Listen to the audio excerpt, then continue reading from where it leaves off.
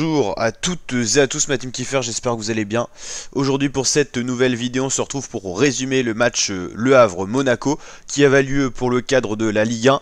Voici les compositions d'équipe, donc le entraîneur du Havre, Lucas Esner, qui a aligné Desmas en tant que gardien, Nego, Sangante, Kinkwe, Gauthier Loris, qui est le frère d'Hugo Loris d'ailleurs, Casimir, Alioui, Kouzaïev, Touré, Rourou et Bayo.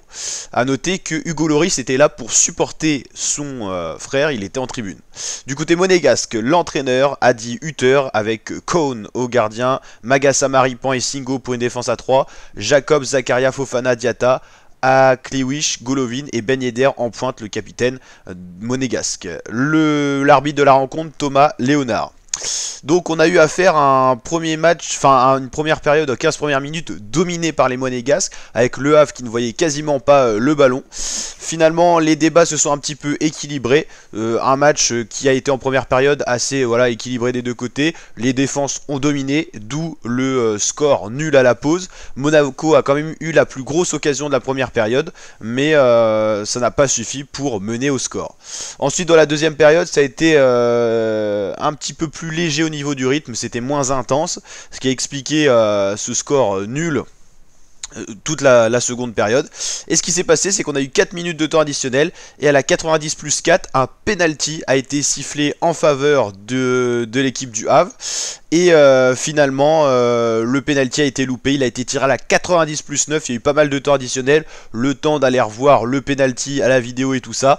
Mais le gardien a bien plongé sur son côté droit et le penalty est arrivé. Philippe Cohn arrête donc le penalty de Samuel Grand-Cyr à la 99e minute. Et oui, c'est un match qui a été très long, mais il y a eu pas mal d'arrêts de jeu aussi. L'ASM ramène donc un point du match nul alors qu'ils auraient pu prendre 0 points. Du coup, un point pour les deux équipes. On va dire que ça peut arranger des équipes, mais le Havre aurait quand même mérité de gagner. Par rapport à ce qu'ils ont fait dans ce match-là, ils ont posé problème aux Monégasques. Et surtout, ce penalty aurait mérité d'être marqué. Mais finalement, voilà, Cohn sauve son équipe. Et c'est des choses qui arrivent. En tout cas, image très triste pour les Havrais qui auraient pu, les Hackman, gagner ce match. Et finalement, ils font un match nul, ce qui est quand même un beau résultat. C'était un match assez soporifique, hein. C'est les réactions commentaires qu'on a eues sur les réseaux sociaux. Et donc voilà le penalty qui a été quand même le moment du match. Et en plus penalty loupé. 9 tirs du côté havrais, 10 du côté monégasque. Plus de tirs cadrés du côté havrais. La possession pour Monaco à 64%, 36% seulement pour le Havre. Les passes, il y en a eu plus du côté monégasque, avec une meilleure précision des passes, une meilleure qualité de jet du côté de Monaco. Au niveau des fautes, il y a eu pas mal de fautes, 18 commises par Monaco, seulement 10 pour le Havre. Carton jaune 2 et 3, ça fait donc 5 en tout. Pas de carton rouge, quelques hors-jeu et pas beaucoup de corners non plus. Ce qui montre, c'est un match qui n'a pas eu... où il n'y a pas eu beaucoup d'occasions, ce qui peut expliquer ce match nul. Alors pour les deux équipes, qu'est-ce qui se passe? Donc déjà, le nouveau premier de cette Ligue 1, c'est Paris, grâce à sa victoire nette et précise hier soir, c'était 3-0 face à Reims. Une belle victoire de Paris avec un triplé d'Mbappé qui permet aux Parisiens de reprendre les commandes de la Ligue 1. Nice toujours sans défaite, mais avec un point de retard ou 12 matchs joués sur Paris. Monaco toujours 3ème, qui aurait pu passer 2ème en cas de victoire face au Havre, sachant en plus qu'ils avaient une différence de but plus élevée que Nice, mais non, Monaco avec ce match nul reste à 3 points des Parisiens et 1 point de Nice.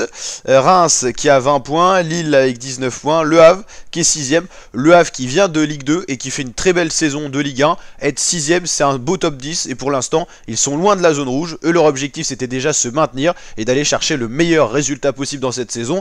C'est très bien parti avec seulement 3 défaites, quand même 6 matchs nuls, c'était les experts des matchs nuls l'an dernier en Ligue 2, ils ont fini premier avec quand même beaucoup de matchs nuls.